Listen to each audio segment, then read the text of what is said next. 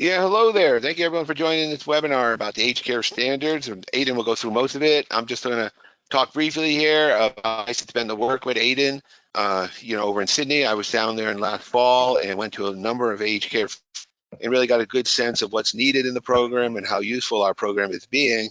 We'll come out with a new version pretty soon, but the version we currently have is certainly a very, very sufficient and interesting and used by a lot of villages. And it's not only New South Wales, but also Victoria, Queensland, and other locations. So really glad to be working together to help you guys, the operators, provide more efficient service, better service, and better operations, streamline operations. So let's jump into it, Aidan, and get going on the aged care. I'll go to the next slide, okay? There we go. It's a little bit about asset journey, yeah. Basically, if you want to, we encourage everyone to sign up with us for a demo. Email us. We'll get a demo of asset journey going.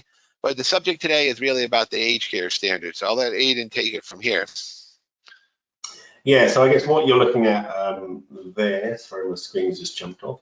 What you're looking at there is basically the aged care wheel, or the new one that is coming out. So it looks a little bit different to the current one.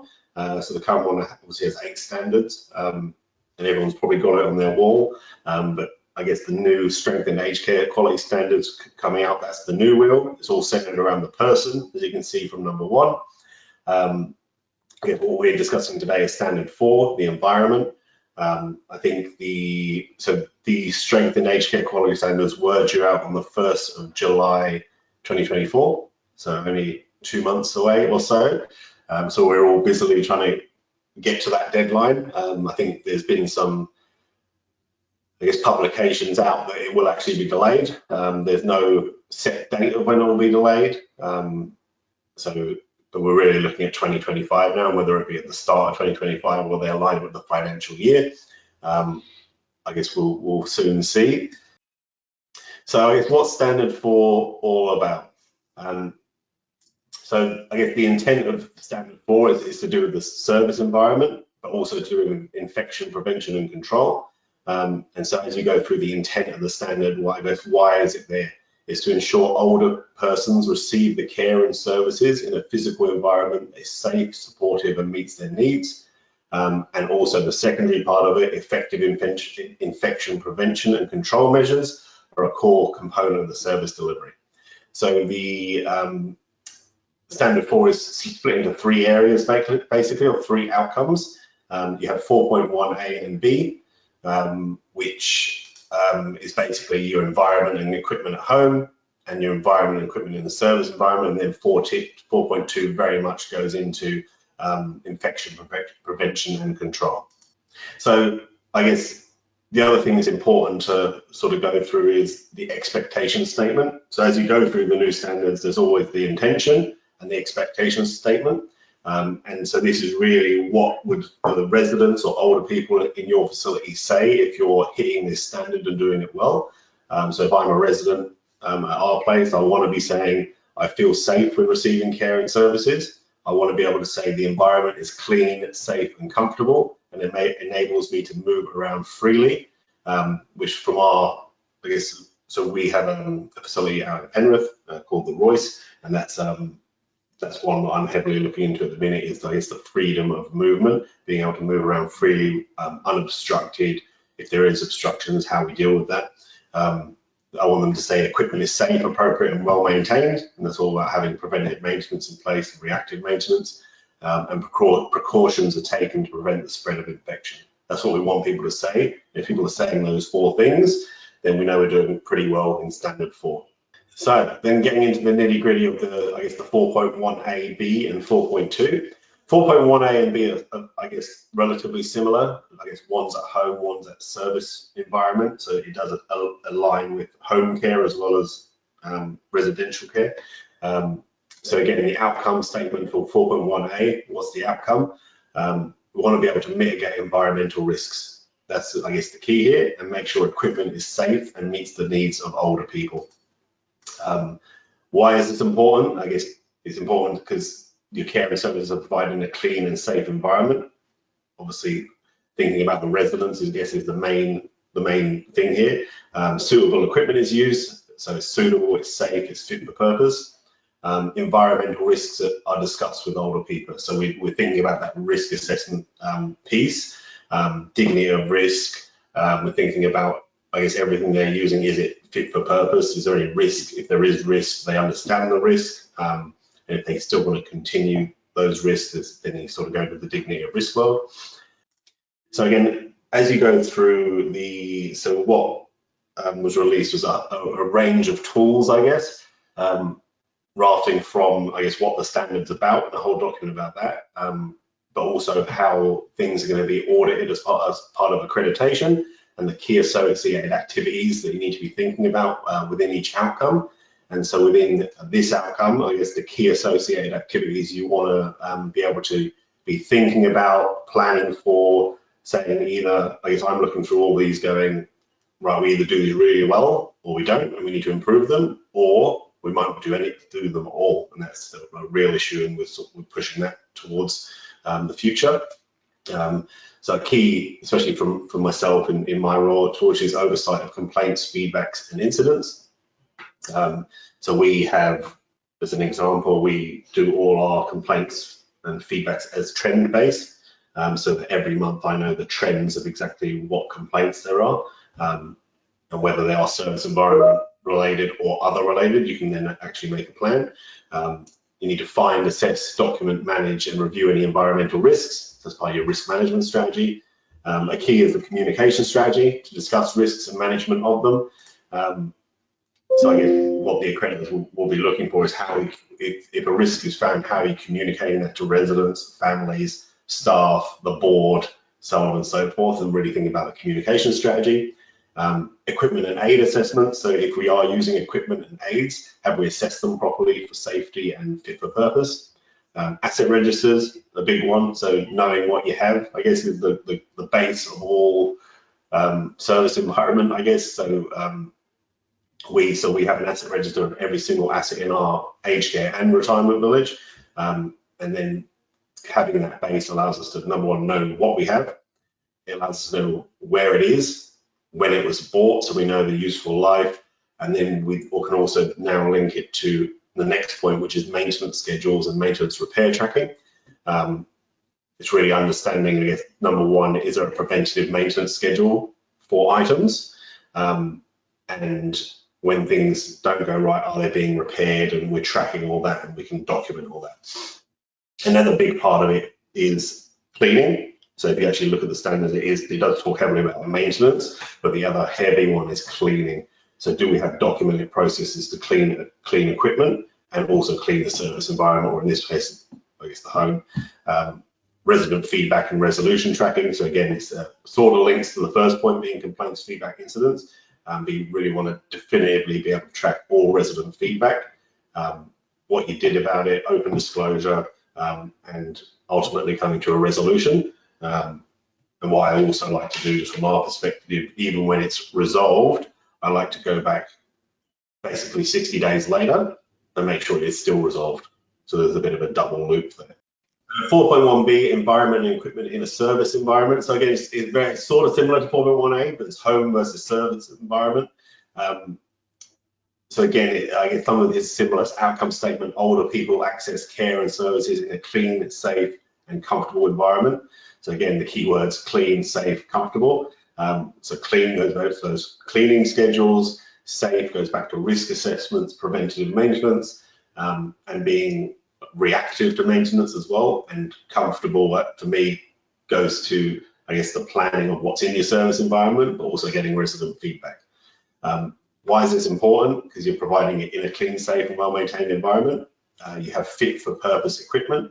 So I guess this concept of fit for purpose probably isn't a new one, but it comes up a lot in the new standards. So it's really just looking at all the equipment and is it fit for purpose, and doing relevant risk assessments, and that the service environment is accessible for people with a disability and promotes movement and inclusion and reduces safety risks. Where this will really come out is the associated activities. So again, with similar oversight of complaints, feedbacks, and incidents. Finding, assessing, documenting, managing, and reviewing any environmental risks. You need to have a cleaning process in place to make sure the service environment is clean and comfortable. How often are you cleaning the rooms versus the common areas? If you have in-house catering, for example, how often are you cleaning the kitchen, the serveries, the lift wells, so everything really is making sure you have a definitive cleaning process. Similarly, a maintenance process for equipment. So that's your preventative maintenance schedules. It's tracking all the maintenance and repairs you've done on those assets. But also, and this is specifically in the documents, it's basically being able to track your asset or equipment against the manufacturer's specifications. So if the manufacturer for the dishwasher is basically saying you need to utilize this chemical, if laundry machines would be a better example, use a certain chemical or a certain technique to clean it, are we following that technique? And sometimes that one gets lost because you sort of buy whatever you buy and the manufacturer's specifications are in a file somewhere, whereas it's good to have that front and center. But if, say, in our system, you basically go into the asset and it will have the manufacturer specifications there, so you can go, right, we know we're following, and then that definitively now links to the standards to what they're looking for. Spaces are welcoming, comfortable, and promote social contact. So really thinking about the setting of your furniture, your tables, your walkways, all that sort of stuff, your colouring, your signage, stuff like that, to make sure that you're promoting social contact, essentially. You also have to allow spaces that allow older people privacy. So if you have, obviously, private rooms with en suites and all that sort of stuff, you're sort of doing that anyway. But obviously some facilities don't have that, so you need to think about how you're giving older people privacy. But even when you do have this private ensuite rooms, considering what areas are sort of more private areas, if a resident wants to have a private dinner with their family or a private meeting with their son or daughter or whatever it might be, that there is some private spaces to be used. Make sure there's enough equipment available to meet each older person's needs. So I guess depending on the cohort of residents, and that's an ongoing changing thing, do you have enough equipment for the needs of your residents? Example, depending on, I guess, the mobility of your residents and how that's stretched out, do you have enough lifters, as an example, would be a good example. And then also being able to report where equipment is unsafe, unclean, not functional, and not suitable. So it's really a reporting thing from anyone can do it, really, from a staff member to a resident, to a resident's family member, to a visitor, to whoever it may be. So just having a process that you can go through to, when things aren't going as they should do with equipment and service environment, they can be reported, logged, documented, and then resolved. One of the things we do at the Royce is we actually have a QR code in each of the rooms on one of the tables that any family member can actually scan the QR code and float basically any maintenance request or feedback or complaints or observations, and it feeds straight through to our portal in Asset Journey. Before we go to the next slide, I guess coming in from a CFO perspective and having to go through the audits and stuff like that and COO, I also look at the evidence mapping, like when accreditors come in, what do they look for? And I guess the things I really picked out from looking at it over the last few weeks is, I guess, how can you show the service environment is routinely clean and well maintained? How can you show it's safe, welcoming, and comfortable, fit for purpose, promotes movement? So when accreditors come in, they will actually sample maintenance records, they'll sample cleaning records, they'll actually go and review a CI plan, a continuous improvement plan, to make sure that there's something in there about the standard 4 service environment you're continuously thinking about, because there's always improvement there. They're going to review records for timely review and replacement of assets. So if a chair's leg is broken, it doesn't just sit there and sit there and sit there. It's replaced pretty quickly, or an alternative provided. They're going to observe the general cleanliness of the environment. They're going to look at the safety of the stairs, handrails, safety equipment, emergency exits, fire extinguishers. They're going to look at whether the environment is welcoming. So they look at things like colours, plants, seating. This fit for purpose concept, they're going to be looking at that. And whether it be free and safe movements, there's not chairs everywhere, making it really difficult, everything's nice and tidy. They're actually going to ask your residents and older people, does everything work properly? Do you find it easy to move around? They're going to ask your workers, is your service environment fit for purpose? They're going to ask your workers, what do you do if there's a maintenance issue? How do you log it? What's the process? And then similarly, they actually go to the management, so they would come and ask me, for example, how do I know there's an issue with the maintenance or service environment? How do I know when things are fixed? And they're also going to ask the definitive examples of how we've modified the environment to basically improve. Outcome 4.2 then really it moves away from service environment, but it's all connected because it really moves to infection prevention and control. So the outcome statement really is we have an appropriate infection prevention and control system. Workers use hygienic practices and take appropriate infection prevention and control precautions. So why is it important? A reduction in infections and responding to novel viruses. We are making sure that precautions are appropriate for the setting. Using immunization rates to inform decisions. Responding promptly to outbreaks, and that's really driven by having a succinct and definitive outbreak management plan, and then using PPE and using it appropriately, I guess. Next one, Scott. And then the associated activities that really come with this are, again, back to complaints, feedback, and incidents. So that's across all three and pretty much every other standard, to be honest. You've got to make sure that you're allocating an IPC lead, infection prevention control lead. We like to have at least 2 and some in training. You're doing visitor screening and thinking about how you're doing that. You're collecting and analysing data around immunisation, and I guess you're doing that so you can be more informed in your choices. You're communicating appropriately, so when things happen, how are you communicating it? Again, to staff, residents, families, visitors, the board, I guess is the ones I think of straight away. Cleaning practices, hand hygiene practices, cough, etiquette, and waste management. So thinking about all those things, and then also the competencies that come with them. PPE is suitable and available. Inventory management, so that can range from, I guess, inventory of your equipment, but also your PPE. And then training and competencies, again, it's training people about IPC, making sure they know who the IPC lead is, and making sure all the competencies are up to date and done every 12 months. As a bit of a snapshot of, I guess, what the accreditors look for. They want to see the evidence of the outbreak management plan. They want to see evidence of cleaning and disinfection schedules. They want to look at the vaccination and immunization records. They want to have a look at the sample of the care plans to basically look at when there are infections, what's happened, have we picked things up properly, have we done the right sampling to make sure we've identified the cause or what it is. The CI plan, again, they'll look at your CI plan. They look at communication plans and training. The accreditors want to see that an IPC has been appointed and the training they have completed, which has to be an accredited course. Then you're looking at your PPE, is how do you manage your PPE stock? Do you have enough ready and available and in storage? Who's doing that stock check? How are you tracking it? So you don't come to a position where you have an outbreak and there's not enough masks or RAT tests or whatever else you need to do for your donning and doffing. There's safe storage, how you make sure you're actually storing things safely. Clinical waste bins, so there's enough clinical waste bins and the appropriate ones in the appropriate places. And then there's enough hand washing stations.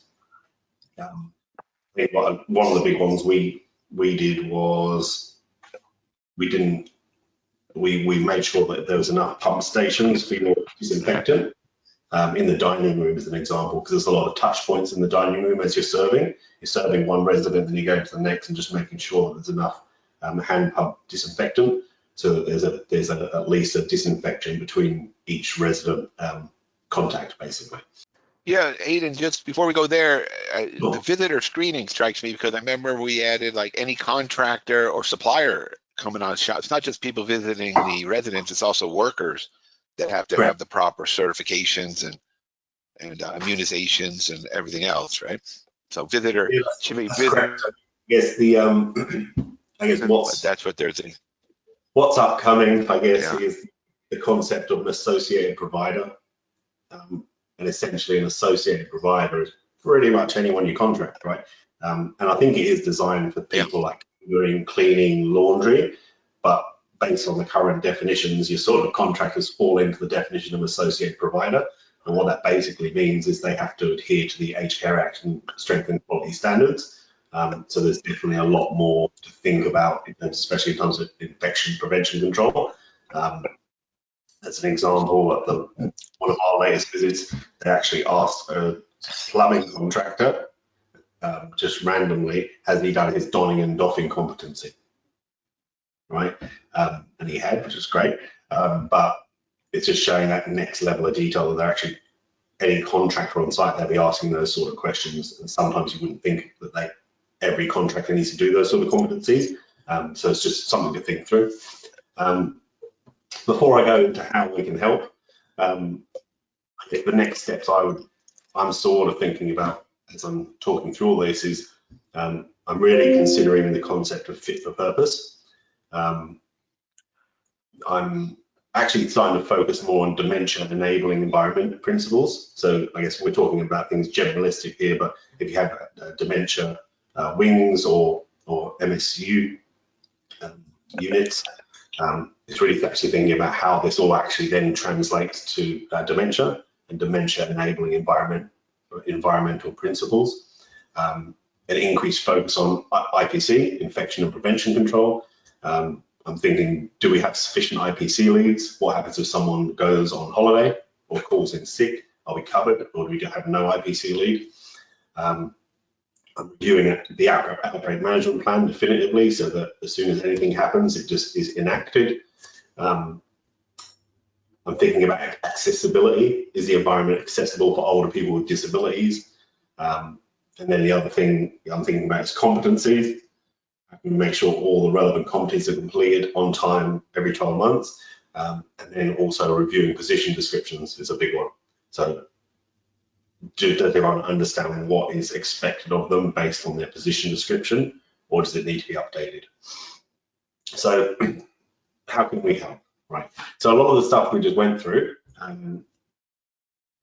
guess there's a bit of, I guess technology can help, right? Because everything is streamlined rather than being manual. And some of the things that Asset Journey does that can assist with everything I just said is preventative maintenance schedules. That can already be in there. And I guess looking at making sure it's done on time, linking service reports, manufacturer specifications, as I said earlier on, having an asset register, so just having a definitive asset register of what you've got, where it is, when it was bought, how much it cost, the useful life, and then linking it. So every time you repair it, it links that repair to the asset, and then you can have a bit of a runner of which assets are costing you more than others, so you can make replacement decisions. Which is pretty much your maintenance repair tracking. You can actually link service reports, manufacturer specs and warranties. So you can link anything like that to assets. You can take photos of the assets if you want. Testing and tagging is something, a new feature we brought in. You can basically do the testing and tagging of your electrical items. Barcoding is so you can actually put barcodes on all the assets and scan it instead. And so if something's broken, you can actually scan it and do a maintenance on it.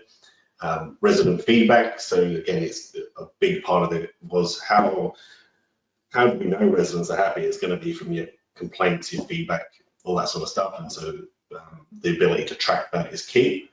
Contract compliance. So again, going back to that associated providers concept, we have all our contractors in there, and you can basically track anything you want. So down from when they sign the code of conduct to the contract expiry date to obviously the contact numbers, stuff like that, their insurances, all that sort of stuff can be tracked, so you're all on top of it.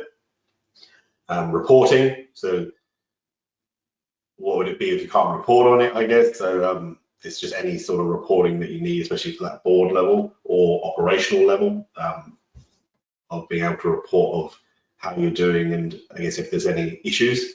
And then really being an operational tool for the maintenance team and operations team. So I guess our team on the ground basically uses it. So you have all the assets are already in there, and as things need to be maintained or repaired, it just goes through that portal, and you have the maintenance team on the ground actually completing live on the go with the iPad. And then that feeds through to our operations team to make sure it's all closed off properly. That's pretty much it. So I think the next slide is pretty much how to get in touch. So there's my number and an email address. You can request a demo. We've just rejigged our website, so go have a look at that at www.assetjourney.com. Really, that goes. There's sections in there which sort of goes through the aged care side versus the retirement wealth side. And yeah, so really get in touch, I guess, if you guys want to have a look in more detail about what we do outside of the legislation side, get in touch.